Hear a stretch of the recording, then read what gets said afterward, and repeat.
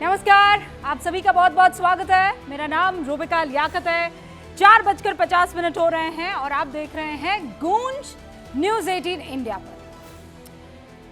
मकर संक्रांति की बहुत सारी आपको शुभकामनाएं और पतंग उड़ाइएगा, लेकिन उससे पहले आपके सामने देश के कुछ महत्वपूर्ण मुद्दे हैं जिन पर बहस की जरूरत है और इसीलिए आज हम हाजिर हो गए हैं। तो भाई मुद्दा क्या है आज का? भारत में मुसलमानों के सबसे बड़े संगठन कौन सा है? All India Muslim personal law board.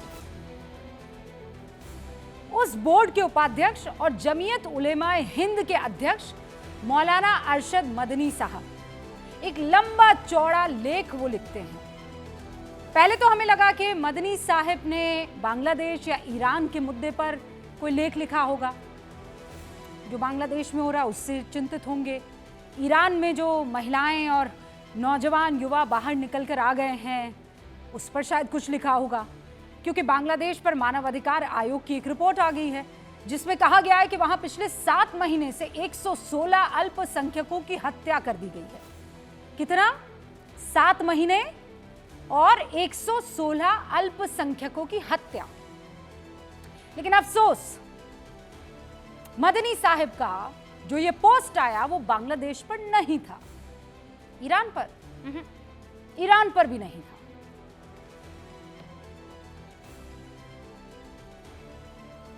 मैं इसलिए रुकी हुई हूं ताकि आप ये सोच लें कि किस पर ये पोस्ट आया होगा और उसका जवाब दे दें,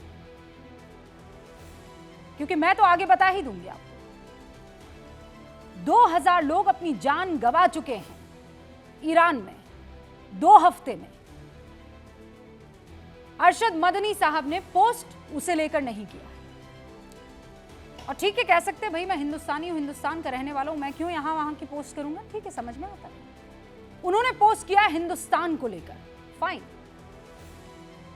लेकिन तब हमारे मन में यह सवाल उठा कि हिंदुस्तान में ऐसा क्या हो गया है कि अरशद मदनी साहब को सोशल मीडिया पर एक लंबा सा लेख लिखना पड़ा और ऐसे शब्दों का चयन करना पड़ा जिसे पढ़कर आपको लगने लगे कि भारत में तो अल्पसंख्यकों की हालत बड़ी खराब है, बहुत बहुत दुखदाई स्थिति है। सांप्रदायिक शक्तियां रोज किसी मुसलमान का घर शायद जला रही है, शायद मुसलमानों को घरों से निकालकर बाहर मारा जा रहा है, शायद देश में लोकतंत्र खत्म हो चुका है, शायद संविधान की अब कोई सुन नहीं रहा है, शायद कानून अब अपना काम नहीं कर रहा है। मतलब मदनी साहब के लेख को अगर आंख बंद करके आप उसका एहसास करने लगे, मतलब पढ़ तो आंख बंद करके नहीं पाएंगे।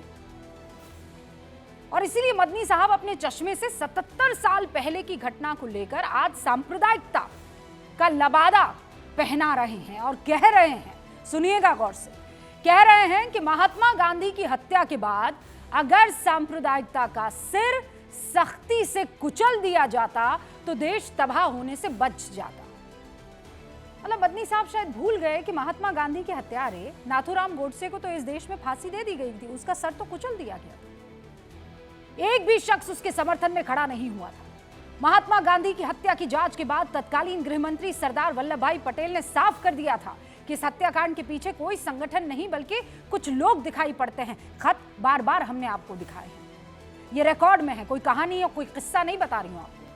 फिर किस सांप्रदायिक शक्ति का जिक्र मदनी साहब कर रहे हैं मैं नहीं समझ पाई। कहीं वो उन सांप्रदायिक शक्तियों को कुचलने की बात तो नहीं कर रहे हैं जो तुर्की के ऑटोमन साम्राज्य के गिरने पर भारत में खिलाफत आंदोलन करने लगे? क्यों मदनी साहब?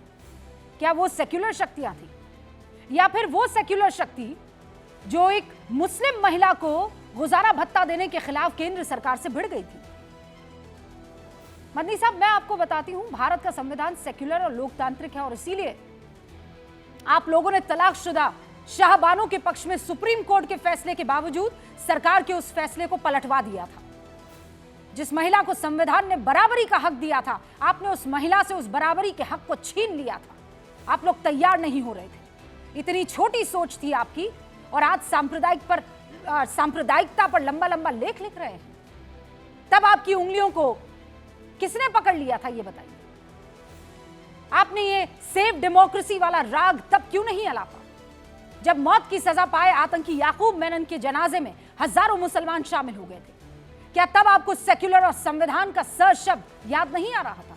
आप तो मुसलमानों की ताकतवर बॉडी में बैठे हैं। तो बताइए कि मुसलमान में फैली कितनी कुप्रथाओं के खिलाफ आपने आवाज उठा दी?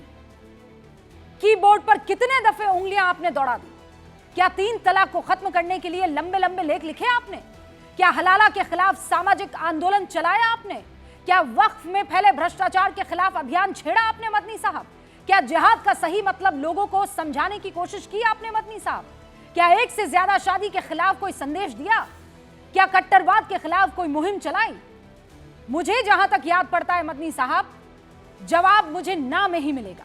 मुस्लिम समाज के इन ठेकेदारों की असल जिम्मेदारी निभाई नहीं जाती, लेकिन जब कानून के हिसाब से बुलडोजर चलता है, जब संविधान के हिसाब से कानून बनता है, तब याद आता है विक्टिम कार्ड निकाल दिया जाता है, तब याद आती है सांप्रदायिकता। और अगर देश में सांप्रदायिकता बढ़ गई होती तो भगवा आतंकवाद का झूठा नैरेटिव गढ़ने की कोशिश होती। कुछ असामाजिक लोगों की तरफ से की गई लिंचिंग की घटना पर कानून सख्ती से काम करता।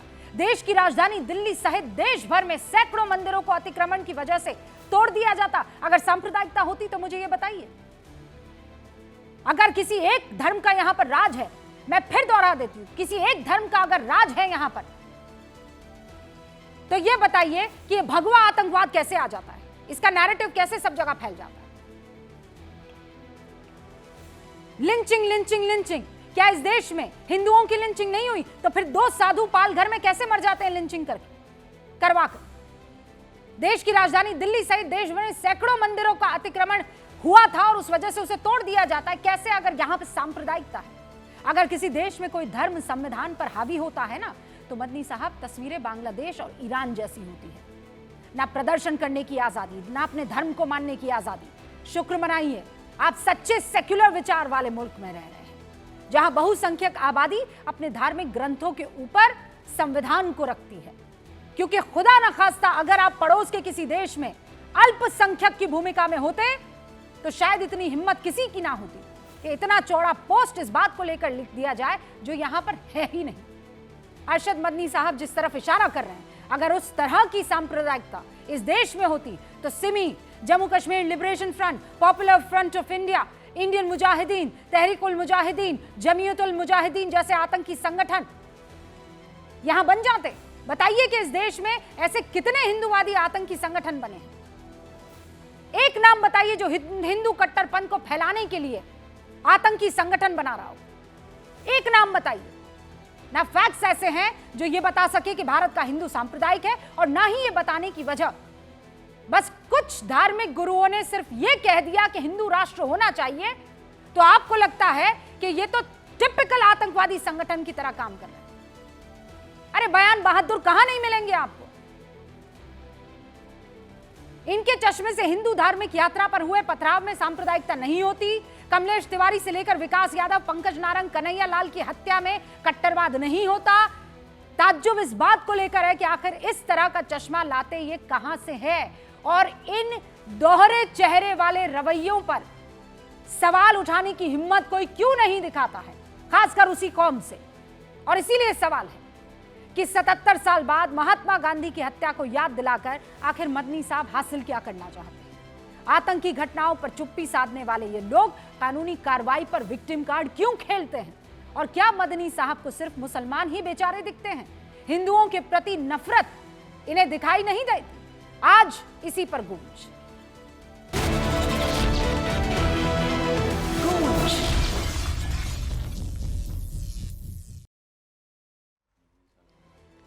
सारे खास मेहमान हमारे साथ जुड़ चुके हैं, उनसे आपका तारुफ करवा देती हूँ। भारतीय जनता पार्टी के राष्ट्रीय प्रवक्ता गौरव भाटिया आपको इस वक्त स्क्रीन पर दिखाई दे रहे हैं। समाजवादी पार्टी के राष्ट्रीय प्रवक्ता फराज किदवई साहब स्क्रीन पर तो नहीं दिख रहे हैं, पर मुझे लगता है आपसे कुछ ही देर में हमारे साथ जुड़ जाएंगे। हमारे साथ पंकज शर्मा जी जुड़ चुके हैं, जो कि राजनीतिक विश्लेषक, पत्रकार और कांग्रेस का पक्ष रखते हैं। वरिष्ठ पत्रकार हर्षवर्धन त्रिपाठी जी आपको यहाँ पर दिखाई दे रहे हैं। इस्लामिक स्कॉलर और मिली क्रॉनिकल लंदन के संस्थापक जाहक तनवीर हमारे साथ जुड़ चुके हैं। ऑल इंडिया इमाम एसोसिएशन के अध्यक्ष मौलाना साजिद रशीदी साहब, आप सभी का बहुत बहुत स्वागत है। तो गौरव भाटिया, आपने वो जो लंबा चौड़ा पोस्ट है मदनी साहब का पढ़ ही लिया होगा। उन्होंने कहा है कि सांप्रदायिकता आज इसलिए उठ पा रही है क्योंकि कांग्रेस ने इनका सर कुचला नहीं। अगर इन ताकतों का सर पहले कुचल दिया जाता तो आज ऐसी हाय तौबा ना होती। रूबिका जी, सबसे पहले तो मदनी अरशद हो या इनके साथी, मैं एक बात जरूर कहना चाहूंगा, इनका जो अतीत है वो क्या रहा है ये दर्शकों को जानने का हक है। सबसे पहले अभी हमने देखा दिल्ली में दंगे हुए, और ये भारत का मानना है, मैं पुनः दोहरा देता हूं, अगर आप एक मुसलमान महिला हैं और कर्नल सोफिया कुरैशी बनती हैं तो सराखों पर है।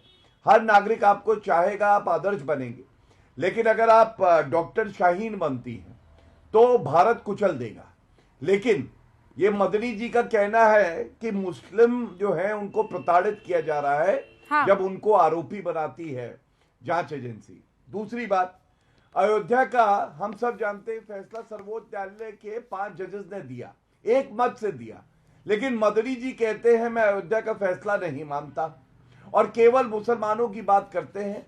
ये कैसे भारतीय हैं, ये सवाल मन में जरूर आता है। तीसरा, आपको मालूम है असम में भड़काऊ भाषण देने के लिए 3 एफआईआर हुई थी मदनी पे ही।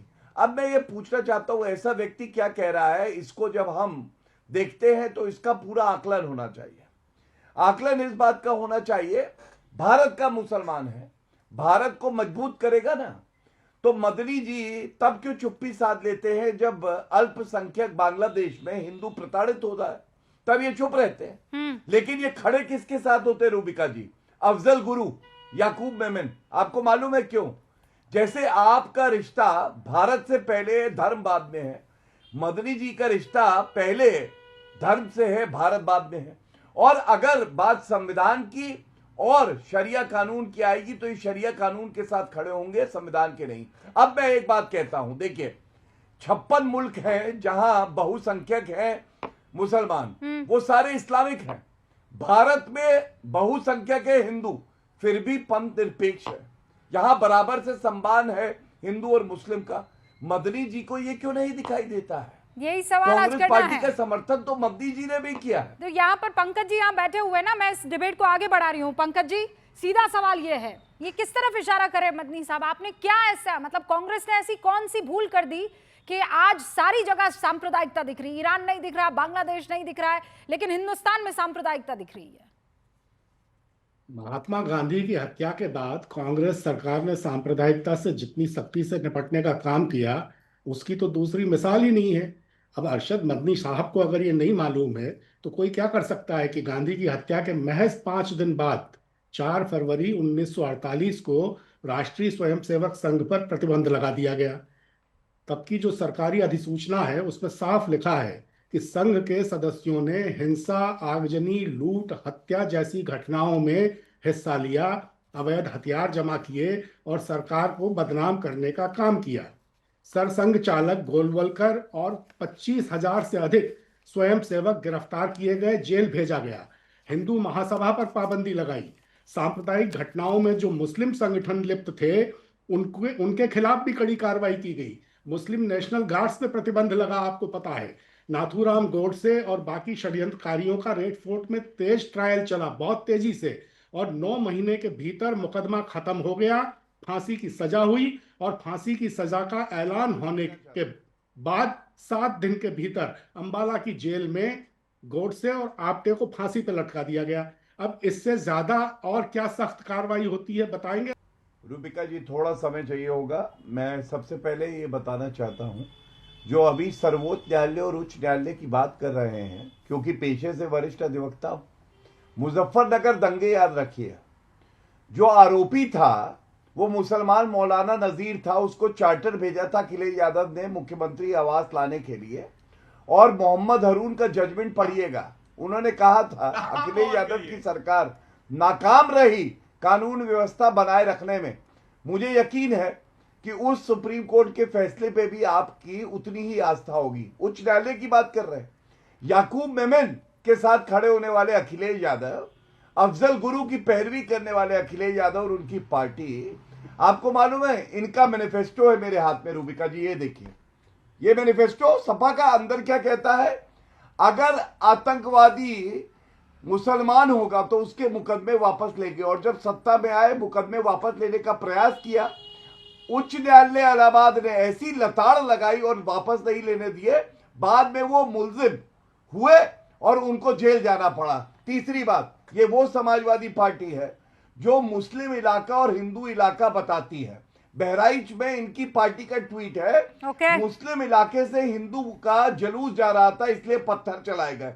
अब मैं आता हूं जरा रशीदी पे, मैं उनको मौलाना नहीं मानता। रूबिका जी, आप एक मुसलमान हम तो है, एक मानते हैं भारतीय है, मौलाना। मैं आपसे क्या होता पूछना है भाई? चाहता हूं, आप मस्जिद आपके जाती मानने न मानने से आप क्या होता मस्जिद है? जाती है? आपको सनत थोड़ी और देते हैं एक मिनट मौलाना बीच की। में ना बोले, ये जो भी है रशीदी को कहिए चुप होइए। नहीं, रूबिका पर जी, ये मैं तो गलत बात है। मैं तो मौलाना मैं मानती अपनी हूँ। बात पूरी नहीं करूंगा। इनके, अच्छा मुझे बताइए, मैं हर्षवर्धन जी भी मदरसे से मानते हैं फारिग मौलाना। तहसील आप हमारी अब नहीं, मैं मैं एक बात मदरसे बोल से रहा हूं। बाकायदा फारिग तहसील हूं, चलिए, सनद अब है मैं मेरे अपनी पास। बात तब भी इनके रख मानने सनद से है। क्या होगा? नहीं नहीं, और अरे बीच में गौरव ना भाटिया इनके चिल्लाए। न मानने से क्या गौरव होगा? भाटिया जी जाहिर वो नहीं, अरे इसका बकायदा मैं कह सर्टिफिकेट दूं ये मिलता है। वकील नहीं है, कुछ हो जाएगा मेरे कहने से? अच्छा ठीक है, अब मैं अच्छा। गौरव भाटिया सुनिए, प्लीज प्लीज अगला अलाउ वजह की मी बात सम करिए, टाइम, अगला अलाउ मी वजह सम की टाइम। बात पहले करिए। हर्षवर्धन त्रिपाठी, उसके बाद मैं 20 रशीदी सेकंड, साहब और 20 आप। सेकंड। हाँ, मैं आपके पास आ जाऊंगी सर। पहले हर्षवर्धन त्रिपाठी जी देखिए मामला कहाँ से कहाँ पहुंच गया।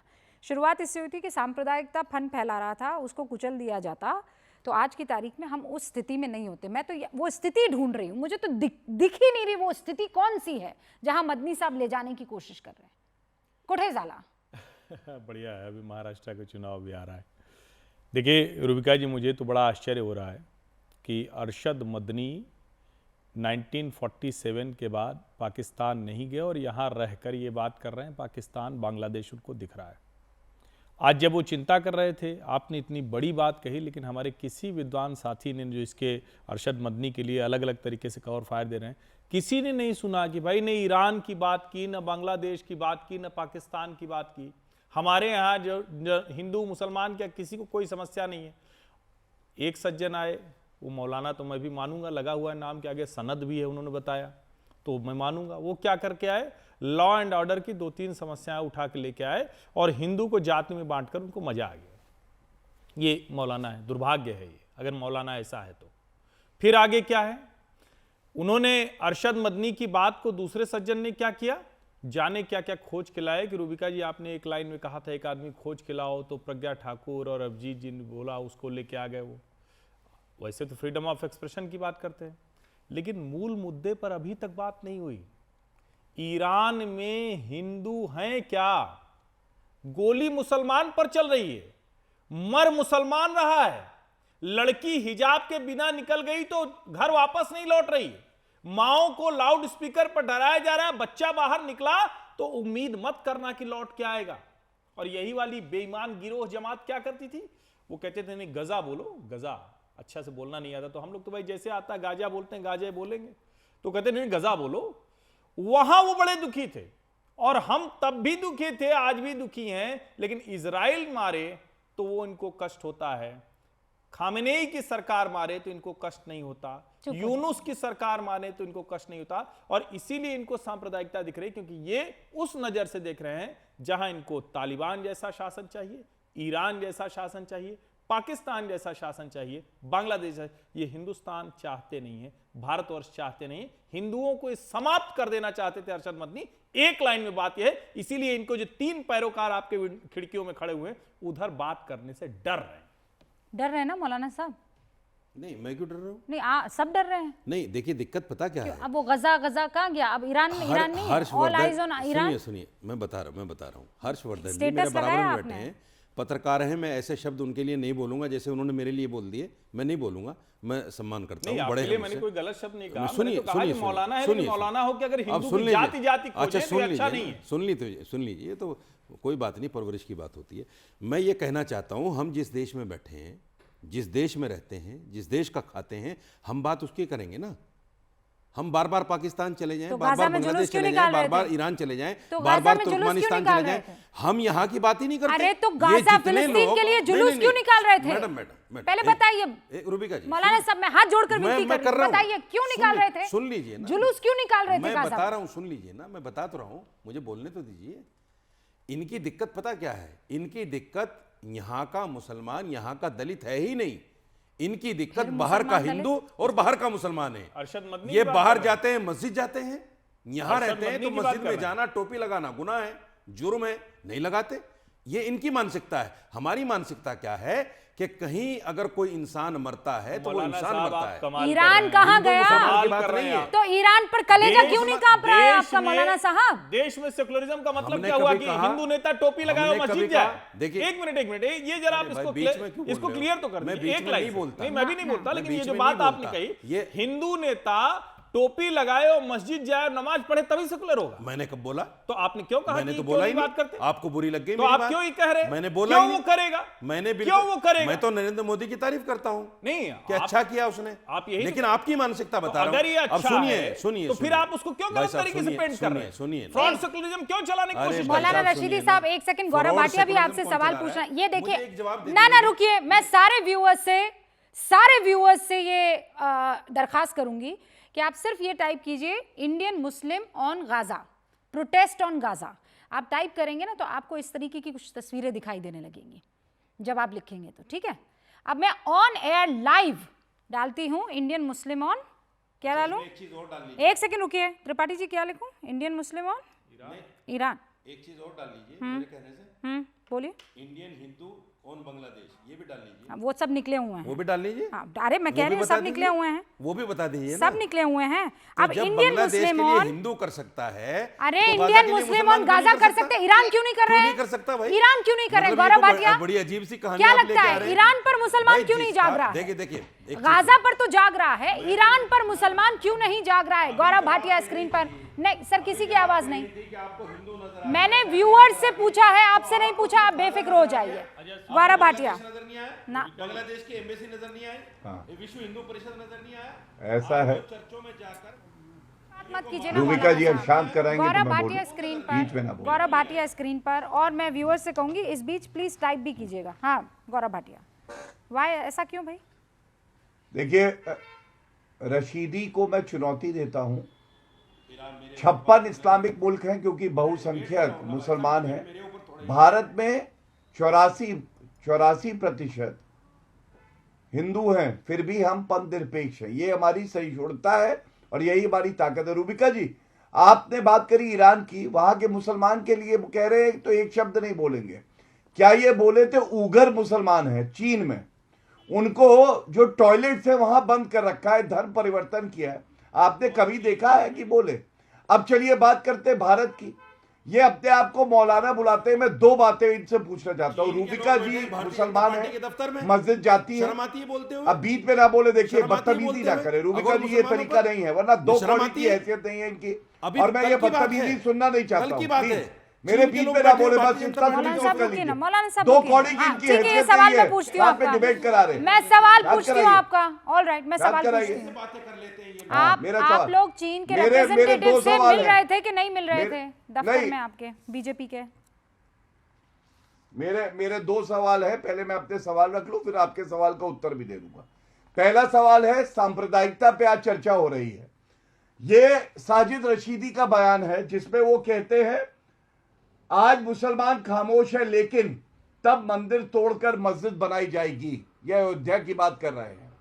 क्या ये भड़काऊ और सांप्रदायिक नहीं है? और अगर मर्द के बच्चे हैं तो बोले यहां पे कि ये बयान इनका है, ये सांप्रदायिकता है कि नहीं है? दूसरी बात, मौलाना किसी महिला को कहते हैं कि वो नंगी है, उनकी पीठ नंगी है। मैं पूछना चाहता हूं, मस्जिद में कोई महिला कैसे जाएगी? ये मौलाना तय करेंगे और हम लोग यहां पे सहेंगे? ये रूढ़िवादी सोच। सुनिए, बकवास बंद, याद नहीं है आपको? बकवास शर्म आती है कुछ बंद। बात मेरी करते हुए बहन आपको? है, आपको मेरी कुछ शर्म बहन आती है है, बात करते हुए? शर्म आनी चाहिए ऐसे तुमको। लोगों के साथ खड़े हो तुम्हारी जिन्होंने एक गंदी औरत की साड़ी खींच नजरें ली, जो महिलाओं जिन्होंने एक को औरत इस की नजर साड़ी से खींच ली देखती है, और आज तक माफी तुम्हारे नहीं मांगी। जैसे मौलाना मुलायम पे सिंह ने कहा भारत लड़के के हैं, नागरिक लड़कियां हो झूठे जाती हैं। है। रूबिका आपको जी, शर्म आती मेरा है? सवाल आपसे, आप ही मेरा कहते इनसे थे कल ये सवाल नहीं बात, है। मेरा आप ही इनसे कहते थे सवाल- समाजवादी को कल ये बात, छोड़िए। और बेशर्मी से आज जो आप- महिला को सर्टिफिकेट देने वाले तुम कौन होते अरे हो? तो इसका मतलब मस्जिद में कैसे भी जाए, समाजवादी के तुम्हें क्या साथ है? नहीं बोलो। खड़े हैं मौलाना साहब, खुदा के वास्ते, खुदा के वास्ते। अरे अरे अरे अरे अरे एक सेकेंड, समाजवादी महिलाओं को मौलाना गंदी साहब, नजरों से समाजवादी देखते हो। पार्टी के मतों से सामने वाला अगर अग्री नहीं कर रहा है तो इसका मतलब ये कि समाजवादी पार्टी की किसी महिला पर कोई भी गंदी कोई ओछी बात करेगा उसका समर्थन कर देंगे गौरव भाटिया। पर माफी मांगी, क्या समाजवादी ने माफी मांगी? आज तक माफी मांगी? अरे समाजवादी पार्टी अलग है, डिंपल यादव अलग है। ये बीजेपी के प्रवक्ता समाजवादी पार्टी अलग है, डिंपल यादव अलग है। महिला है वो, उसका सम्मान कीजिए आप। देश की तमाम महिलाएं खड़ी होंगी डिंपल यादव के साथ, वो चाहे किसी पार्टी से हो। फराज किद भाई बताइए क्या कहेंगे आप इस पर? मुझसे बात कर रहे हैं। आज भी खड़े रहेंगे इस दकियानूसी सोच के साथ? अरे आप मुझे रूबिका जी एक बात, महिला ने एक शालीन ड्रेस कोड पहना हुआ था और आपको वहां पर गंदगी दिखाई दे रही थी। जायज हो गया, उसको बार बार क्यों लाया जा रहा है? इनसे पूछिए। तो फिर आप मायावती पर क्यों गए? तो आपने उसे जायज क्यों ठहराया मौलाना? कि गेस्ट हाउस कांड के लिए माफी? अरे मौलाना तो उसे जायज क्यों ठहराया आपने? लड़के हैं, गलतियां हो जाती है, माफी मांगी कि नहीं मांगी? ये देखिए वापस उस पे जा रहे हैं। अरे पहले अपने कर्मों का हिसाब दो। रूबिका एक मुसलमान है, वो कैसे कपड़े पहने? मुझे नहीं पता था कि इतनी आपकी निम्न स्तरीय सोच है। आपने एक बार गलती की, कह रहे हैं माफी मांग लिया, फिर से वही घटिया हरकत कौन कर सी रहे हैं। गलती करती मैंने? आप डिंपल जी के ऊपर जो टिप्पणी आपकी थी वो आपकी उसी घटिया सोच को दिखाता हो, आप उसी को फिर जस्टिफाई कर रहे हैं। अजीब और आप आदमी ये आप। कह रहे हैं मैंने क्या कि गौरव justify कर दी भाई? आप ये कह रहे हैं मैं कि ये गौरव कह रहा भाटिया हूं। इसलिए न खड़े हो क्योंकि वो आमने सामने की विरोधी पार्टी। आप किसी महिला के ऊपर टिप्पणी कर देंगे और दूसरा कोई इसलिए न बोले कि वो विरोधी पार्टी आपस में सलाम लड़ते है हैं। आपकी सोच को, कमाल कर दिया आप। सलाम है आपकी सोच कमाल को। कर दिया आप। इतनी गंदी थोड़ी- मानसिकता आपकी थोड़ी तो आप- मेरे बारे में, क्योंकि मैं अरे मुसलमान हूं, ओहो क्योंकि मैं मुसलमान हूं, इतनी गंदी सोच आप आपकी है। मुसलमान हो, और विक्टिम गौरव कार्ड भाटिया हिंदू हैं, वो पर्स इतनी है आपके गंदी पास। सोच मेरे बारे में। आप हर्षवर्धन जी पत्रकार पर्स है हैं आपके पास? पर्स है, आप पर्स पत्रकार है, हैं। पर्स है। हाँ, कमाल कार्ड्स की वगैरह बात हैं। है। हाँ, निकालिए कमाल जरा की उसे। बात है। निकालिए देखिए जरा। मैंने गलत सोच का परिचय दे दिया। ये देखिए इसमें अजीब आदमी। ये फला कार्ड है, ये महिलाओं पे गलत टिप्पणी ये करोगे। कार्ड है, ये डेबिट कार्ड है, हाँ आइडेंटिटी मेरा भी कार्ड ले है। लीजिए ना। नहीं, आपके पास तो सिर्फ विक्टिम मेरा कार्ड भी ले होता है। लीजिए। आपके पास नहीं, ये मेरा भी ले लीजिए। हर्षवर्धन जी के पास मेरे डेबिट पास भी कार्ड है, मेरा क्रेडिट कार्ड अधिकार, है, प्रेस आधार इंडिया का कार्ड भी है, कार्ड है, पैन कार्ड भी है, हाँ, सारा उनके है पास मेरे विजिटिंग पास। कार्ड है, मेरा भी तो ले लीजिए। उनके पास आधार कार्ड है, उनके पास आपको स्कूल भी के इन्हीं कुछ का उनके दिखेगा, मेरा बेटी नहीं के कार्ड दिखेगा। है। आपके पास एक ही कार्ड है, आपके पास विक्टिम कार्ड है। मेरे पास वक्त की कमी है। बहुत बहुत शुक्रिया आप सभी का, थैंक यू।